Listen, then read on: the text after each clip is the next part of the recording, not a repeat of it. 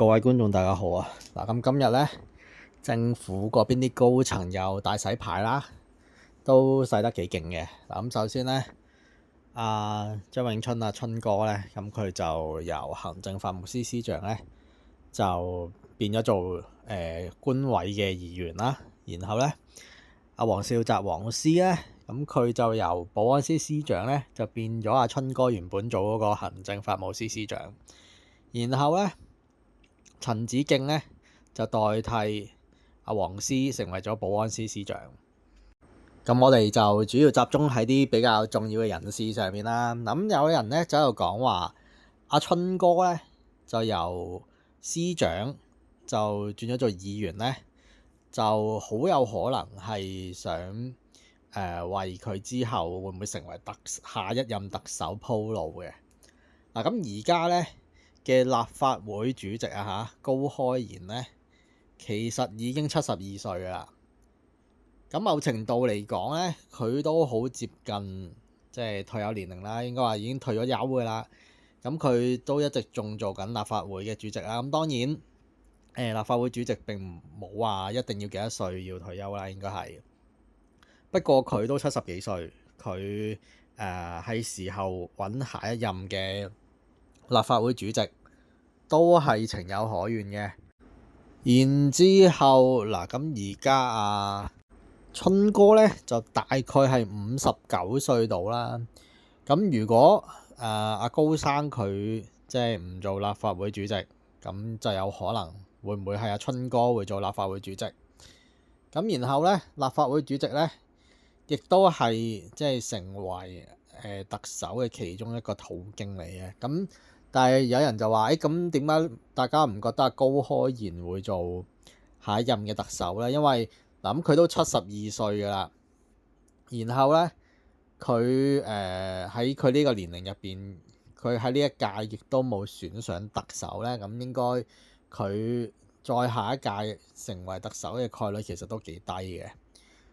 咁嗱，目前嚟講咧，成為特首咧，即係首先可能佢係立法會主席啦，又或者係社會文化司司長啦，即係我哋嘅柯司長啦，即係呢兩個嘅可能性係比較高少少嘅。因為以往嚟講咧，我哋嘅崔世安先生咧，咁佢就係當年嘅社會文化司司長嚟嘅。咁當然冇絕對嘅，只不過就係即係按翻歷史嚟講咧，咁呢一啲職位曾經係有誕生過特首啦。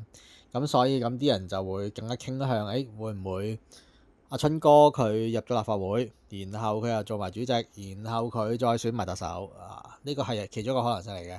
咁當然亦都可能係柯司係下一任啦，即係咁當然亦都可能係其他人嘅，咩都有可能嘅。咁呢個係一個 topic 啦。然後咧，咁有人就喺度講啦，我哋嘅黃絲咁佢就由保安司司長咧就去咗做行政法務司啦。咁然之後嗱，咁佢喺佢做保安司司長入邊咧，即係呢段期間入邊最出名嘅嗰樣嘢就係咩咧？叫做警鐘長鳴啊！咩叫警鐘長鳴咧？就係如果你啲警察或者保安部隊嗰一堆人咧，如果佢有犯過法啦，或者做過一啲唔好嘅嘢咧，咁佢就會有一個網站咧，就會公佈晒出嚟嘅。即係例如佢返工冇打卡或者偷懶點，咁佢就會喺嗰個網頁入邊警鐘長鳴嗰度，你可以 check 到佢啲記錄啦。咁然後嗱，咁所以個風格係可能會變嘅，因為咧嗱，我哋而家春哥之前加貝佢哋對於公務員咧一直個態度都係好難請人喎。如果你仲要問責佢哋，會唔會更加難請人係咪先？咁但係咧嗱，黃司長咧嘅諗法不嬲都係同佢哋係有啲唔同嘅。反正咪照警鐘長鳴啦，係咪先？整翻個公務長鳴、公務中長鳴先，然後咧咁就全部現有嘅公務員咧就要照上晒網站，然之後就可以監視佢哋嘅一舉一動。例如之前有冇代打卡啊之類嗰啲嘢啊，或者 KPI 啊，即係 KPI 唔達標啊，全部上網站。嗱咁咧就好好睇啦成件事。咁事實上咧，嗱我哋而家澳門嘅政府嘅公務員啊個架構係極其臃腫嘅，即係3萬幾個公務員，然之後咧又有好多重複嘅，又有好多hea 住做啦。即係好明顯，有啲人就好辛苦，有啲人就好舒服。咁然之後咧，好舒服嗰班人咧，仲要即係升職升得好快啦。然之後咧，仲喺度蹂躪嗰班好勤力做嘢嘅牛啦。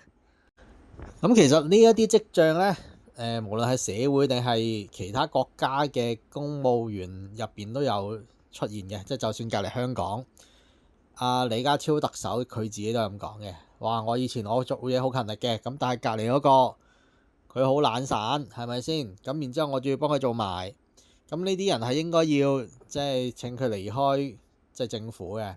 咁佢哋又要收到好高嘅人工啦，然之後又唔做嘢啦，咁係完全唔合理嘅。咁唔係話按能力去講啊嚇。嗱，如果你話佢每個人佢嘅能力都有唔同啦，咁但係勤力係好明顯係可以有一個指標嘅。你即係可能你冇咁聰明，但係你勤力，你都依然可以留低嘅，我唔反對嘅。咁但係你恃住你自己聰明，咁但係你又好懶，咁然後咧，咁你仲要搞到人哋要幫你做埋你自己嗰份，咁呢一啲人咧，事實上係真係會影響成個即係政府入邊嘅士氣啊，然之後啲市民點樣睇個政府嘅。嗱，所以我係絕對支持咧，阿黃絲喺公務員嗰度咧，再整多個公務中長明㗎。咁然之後就好好去再整治下而家班公務員啦，就等佢哋唔好咁即係某一啲公務員過得咁舒服啦。咁當然勤力嘅人自然都係會咁勤力嘅，係咪先？對佢冇影響嘅。即係唔好按照阿加貝嗰陣時講話，好難請啊啲局長啲乜乜。喂，大佬，你即係如果內部環境係好嘅，即係個個都做嘢啊點嘅，唔需要啲責任 A 嚟 A 去嘅，射嚟射去嘅。咁其實咧我相信係好多人都願意去即係承擔更加多嘅責任嘅。因為自己做嘅嘢自己負責任啫，係咪先？咁其實做邊一個職位都一樣嘅，唔係話你做局長你承擔嘅職責就特別高，唔係咁樣嘅。你成個團隊係應該有分工噶嘛，有責任制噶嘛。你市民並唔係話係無理取鬧嘅，澳門市民咧係好好相遇嘅，即係你唔好即係老屈到澳門市民咧，好似要逼你要炒人要點，唔講道理。我從來都唔覺得澳門市民係咁樣嘅。嗱，然後咧我哋再睇一睇阿陳子敬咧，咁佢就代替咗阿黃絲，就成為咗保安司司長啦。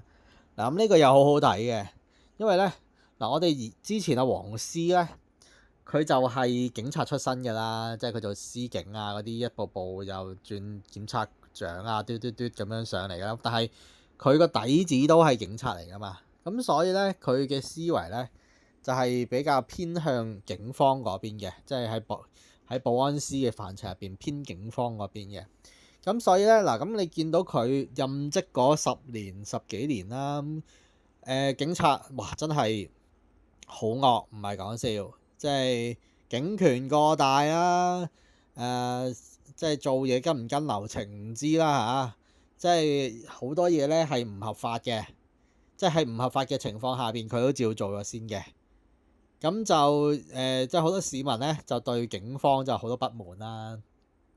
即係有拉記者啊，有拉示威者啊，咁逐條法律都係亂嚟嘅，唔跟法律做嘢，係啦。咁唔好理佢之後，即係繼唔繼續告佢啊？定係點樣啦嚇？係咪先？咁但係佢即係做出嚟嘅嗰個觀感係極差嘅，即係會俾人覺得佢就係用一個強硬嘅手段，用警方嘅即係嘅權力啦，就喺度壓迫緊澳門市民嘅。咁呢啲嘢唔係我講嘅嚇，即係無論係國際上面啊、歐洲又好啊、其他國家都好啊，即係已經係覺得澳門嘅人權啊係受到嚴重嘅侵害㗎啦。咁所以就喺呢啲咁嘅情況下邊咧，嗱咁將阿黃司長咧就由保安司就轉咗去行政。咁其實對於澳門市民嚟講咧，可能係一個好嘅景象嚟嘅。咁警方嘅形象會唔會有一個新嘅面目咧？咁啊，真係好睇啊！陳子敬咁就係陳司咧，佢之後會點樣做啦？嗱，咁陳司嘅背景咧就係偏向法律嗰一邊嘅，即係做檢察長啊，係啦，即係法官啊，讀法律出身啊，咁其實就大概係個背景啦。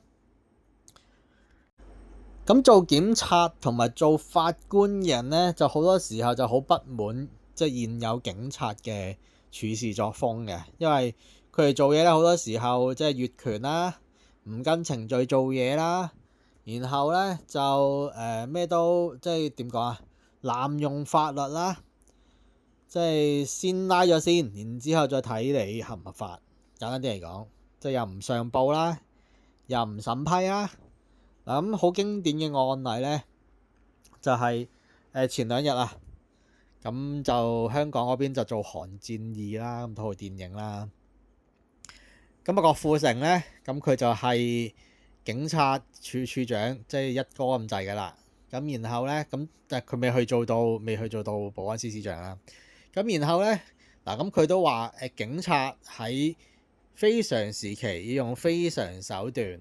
咁我唔反對嘅，有啲嘢真係唔反對嘅。咁如果真係危害到人身安全，係咪先？咁如果警察係真係為咗要保障市民嘅利益，咁係好事嚟嘅。咁但係前提係嗰個警察處處長係好似郭富城，佢真係用心為市民着想喎。咁但係如果你嗰個警察處處長係一個壞人咧？咁佢可以有呢個咁嘅權力，然後乜嘢都先斬後奏，然之後咧嗱，咁佢就會對市民就會有唔好嘅存在。咁嗰出戲《寒戰1》嗰度咧，即係李家俊嗰啲咧，然之後前任嘅警察處副處長啊，咁然之後咧，咁佢哋咧就好明顯就係損害緊香港人即係香港人嘅利益㗎啦，即係套戲入邊啊。咁所以咧法律嗰邊咧，即係法律界嗰邊咧，就好不滿警方嗰邊啦。即係話大佬，你乜嘢都唔跟程序做嘢，然之後咧你又唔通知立法檢察院啦，乜嘢全部都唔審批，唔經廉署，完全啊警察話想點就點，乜嘢都越過晒嘅。咁所以咧嗰陣時周潤發啦，咁佢嗰喺套戲嗰度做簡狀啦，咁佢就肥到郭富城飛起嘅。咁雖然郭富城咧佢都有佢嘅道理，咁但係咧事實上嗱兩樣嘢係對立嘅。咁如果你等周潤發去管班警察嗱，即係等於而家陳司去管我哋澳門嘅警察。咁當然陳司應該未去到簡狀咁，即係同警方咁對立嘅個情況。咁但係咧，佢係相對地應該係會偏重於行程序啊，唔可以亂咁嚟啊，即係乜都先斬後奏，唔會咁樣去做嘅，應該啊嚇，因為讀法律出身嘅人，始終佢哋會有佢自己嘅思維啦，即係好似我哋嘅特首咁啦，係咪先？即係要按程序辦事，按法律辦事，唔可以乜嘢都做咗先。即係你按照現時警方嘅處事態度咧，咁其實我之前我都講過，其實如果特首見到咁樣嘅處事態度，佢係接受到嘅話咧，我係會對佢好失望嘅，老實講。所以咧，其實你係會見到嗱，而家個結果出嚟啦，佢係唔係太認同咁樣嘅處事方式嘅，係啦。咁雖然好多嘢係之前佢肯定會知嘅，咁但係你話係咪佢真係好想咁樣去做咧？我亦都認為未必係啦。嗱咁而家就國務院嗰邊咧就落埋命令啦，就話反正黃絲就去做行政啦，然之後咧而家陳屍就嚟管班警察啦，管保安啦。嗱咁樣嘅情況下邊咧，即係警方、保安部隊嗰一邊係會受到，即係肯定會有啲變化嘅。會基本上就唔會好似而家我哋見到啲警察咁樣咯，係咪先？即係哇，即係警權過大呢樣問題咧，一直都係我所即係好多時候喺度講嘅問題嚟嘅。咁當然我唔係話班警察唔好啊嚇，有啲警察都係澳門人嚟嘅。好老實講，佢自己身為澳門人，佢好多時候佢都迫於無奈嘅。我明白嘅，即係有時候。我都會同啲警察啲 friend 傾吹水啊，或者同啲警察即係有時候啲活動交流啊，會都理解嘅。咁其實佢哋都係澳門人，佢哋都係鬥份量。咁反正老細叫做乜嘢，佢哋做乜嘢啦，係咪先？都係按本子辦事啫。有時候佢哋都唔情願嘅，佢哋都想企喺澳門人嗰邊嘅。咁所以我從來都唔覺得警方同市民係絕對企於一個對立面嘅。係啦，始終佢哋自己都係澳門人嚟，佢自己嘅屋企人都係澳門人嚟嘅。咁但係嗱，真係好睇上面個阿頭點樣去處理嗰件事嘅。即係就算即係你去睇戲就可以睇到少少即係實際上面個操作啦。咁你其實你都明㗎，有啲嘢就係上面嗰啲人搞事啫嘛。然之後咁就搞出嚟件事，明明可以唔使咁樣㗎。明明就係可以大家好歡樂咁解決件事嘅，好平淡解決件事，唔會有事發生嘅。咁但係其實你見到以往好多事件啦嚇，即係會造成好多令人覺得不愉快嘅結果嘅。咁所以咧，其實我個人嚟講咧，亦都好希望即係警方嗰邊嘅風氣咧係可以整頓到㗎，即係陳屍真係可以整頓到，即係整頓到一啲警方嘅風氣啦，即係唔好俾佢哋經常性警權過大啦。等佢哋好好學下咩叫法律先啦，係咪先？就好似我哋之前所講，佢哋一直都話要用開一條條例嘅，警方係最鍾意用嗰一條叫做加重違令罪啦，違令罪啊，同埋咁其實明明加重違令罪同違令罪唔係咁用嘅，咁但係咧。佢哋經常性咧就濫用咗啦，然後就拉咗市民先啦，咁但係最後都係告唔入啦。咁但係佢哋就會造成咗即係市民不必要嘅困擾啦，即係例如佢面臨不必要嘅司法程序啦。咁你無啦啦俾人告，然之後又要上法院，即係對各方面都係冇好處噶。嗱，首先你市民你可能會搞到佢冇咗份工啦。然之後咧冇一份工，本身咧佢對呢個社會都冇乜嘢嘅。然後咧你無啦啦就令到佢產生咗反社會人格啦。然後咧呢個係一回事。咁你亦都無形咁加重咗嗰個立法會啊唔係立法會個法院啊審理呢啲案件嘅數量啊。明明嗰個都唔一睇就知唔會可以罪成到嘅嘢。咁但係你都掉上去法院，又或者嗰啲嘢係輕罪嘅，完全都唔會判罪判刑嘅，又掉上去法院。咁法院咧就忙到隻狗咁啦，做死班法官。然後咧咁班法官又覺得，喂，大佬，你咁嘅芝麻綠豆嘢你都拉佢翻嚟嗱，咁所以法院咧同警方有時候咧都係有少少即係不和啦嚇，即係少少啫。咁但係佢哋亦都唔係話叫做有牙齒印咁誇張嘅。咁但係喂，大佬，你搞啲咁嘅嘢，搞到嗰班官咁唔得閒，係咪先？咁而家班官終於做你阿頭啦，你睇下佢會唔會對你好好地教育一番嗱？咁而家阿陳屍咧就大概係呢一個咁樣嘅職責啦。咁然之後黃絲咧，咁佢就繼續做佢嘅公務中長命啦。咁其實希望係可以做到嘅。咁我哋嘅春哥咧，咁佢就由司長變議員，某程度咧咁就相對地輕鬆啲啦，係咪先？冇受到咁多社會上面嘅指責啦。咁亦都係好事嚟嘅。咁雖然咧人工就好有可能會少一啲啦，咁但係哇大佬長期咁高壓咧，真係情願做議員都係一件好事嚟嘅。咁當然每個人嘅諗法都唔同啊嚇。咁政府咧新委任嗰7個官委議員咧，咁其中一個係春哥啦。咁然後咧就其他6個咧就分別係即係不同界別嘅啦。咁但係咧你係可以見到咧教育相關嘅議員咧係有2席㗎。咁一個咧就係阿高錦輝啦。咁然後咧咁佢就係培正嘅校長嚟嘅。咁佢不嬲都係立法會嘅常客嚟㗎。咁然後咧咁新任咧就有一個叫林法欽嘅。咁佢就係現時理工嗰邊嘅院長嚟嘅，人文科學嗰邊。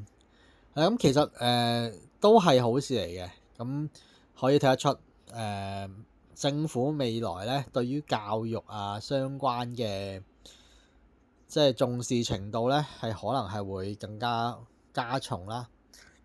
咁亦都見到咧，即係我哋嘅特首咧，即係將澳門嘅即係呢一個上層嘅架構咧，咁重整咗之後咧，咁我亦都認為佢個政治格局咧係更加趨向於穩定嘅啦。而家即係例如佢而家我所講嘅，即係警方可能佢唔會咁之前咁強硬嘅態度啦。即係咁，當然呢個係我嘅預測嚟嘅啫。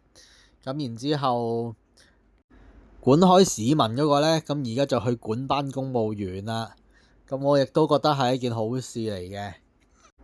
咁當然啦，澳門而家最重要嘅問題始終都係外勞嘅問題，同埋失業率嘅問題，同埋咧現時嘅出生率真係低到一個點㗎啦。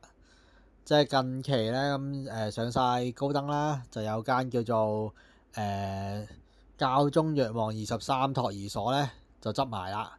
原本咧當年10年前左右咧話澳門咧揾一個托兒所揾個托位都係一托難求㗎。隨時即係你好難揾到個全日制㗎。咁咧你就只可以揾啲半日制嘅托住先。哇！點知咧而家咧就風水輪流轉啦。咁喺即係呢10幾年嘅澳門嘅優秀管理下啦，澳門市民嘅出生率咧係跌到一個新低啊！咁然之後咧，連即係嗰間托兒所係講緊40年歷史㗎啦，都搞唔掂，都要執笠啦。嗱，咁失業率咁唔係呢個出生率咁低嘅情況下邊咧，然之後個失業率亦都咁高啦，即係我講真實嘅失業率啦。咁呢個情況下邊咧，咁政府係面臨好多唔同嘅挑戰嘅，市民亦都受到好多嘅壓力。但係政府一直都即係冇俾到一啲比較實質嘅行動出嚟啦，例如減外勞派消費券全部嘢都係即係市民有期望，就係政府從來都冇做嘢。同埋咧澳門嘅失業率點解睇落去係咁低咧？即係2.6% 咧，一直都係咁上下啦，2.5、2.6啦。咁其實咧其實個原因係咁樣嘅。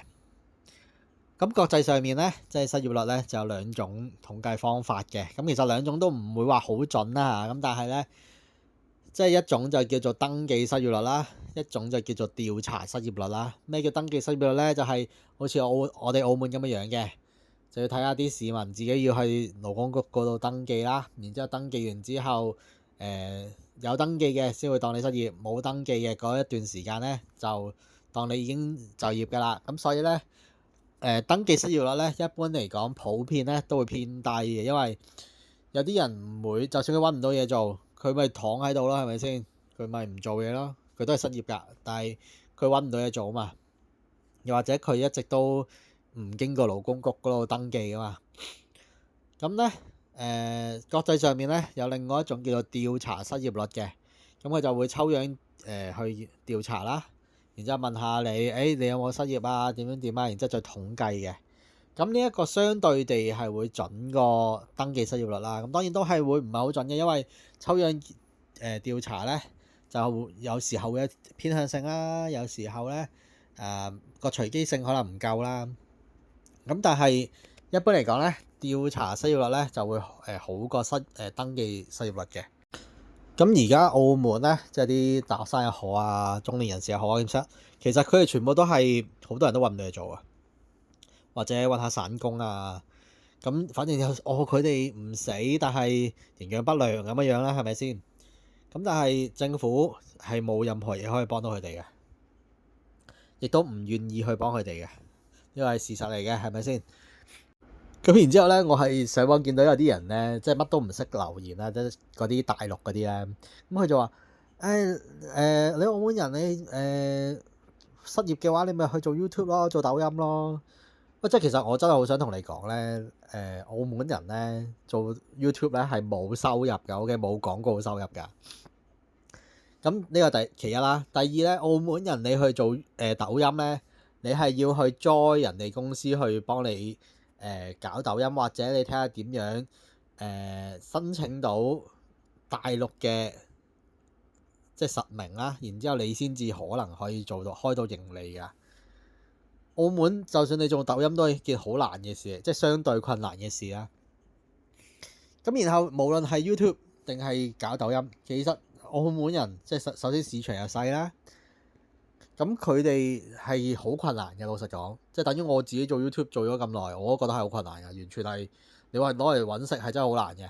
老實講，除非你真係好彩啦，咁疫情嗰陣時食中咗條水，好似阿嘟嘟 channel 咁啦，係咪先？又或者咧你去願意去追流量，然後咧即係俾其他頻道話食人乜饅頭嗰啲咧，係咪先？咁係有可能就會好啲嘅，真嘅。咁但係你話普通市民佢真係諗住好似去香港咁嘅樣，去試下拍 vlog 啊，然之後睇下點樣去拍片啊，喂，係揾唔到食㗎，即係澳門係冇可能做到呢樣嘢㗎。你同香港去做係完全係唔同嘅層次嚟㗎，即係你香港即係。你啲後生仔，你願意一個團體去拍下片，然之後你可以攞到啲廣告啊，攞到 YouTube 嘅一啲收入啊，即係唔好話真係叫做賺到好多錢啊。咁但係你話可以基本維係到佢哋食飯咧，係做到嘅。但係澳門係唔得嘅，澳門係連基本食飯啊都唔會可以 support 到佢哋嘅。所以你先見到澳門咁少人拍片啫嘛，成大堆大陸人喺度扮澳門人拍澳門嘢，就好好笑嘅。澳門呢個地區，澳門人就唔會拍澳門去介紹澳門嘅，因為冇錢賺，好困難係啦。咁所以咧，真係呢個政府係完全唔知道點樣同內地嗰邊溝通嘅，係啦，真係好可悲嘅成件事。今次講到呢度先啦，有乜嘢就下邊留言討論啦，拜拜。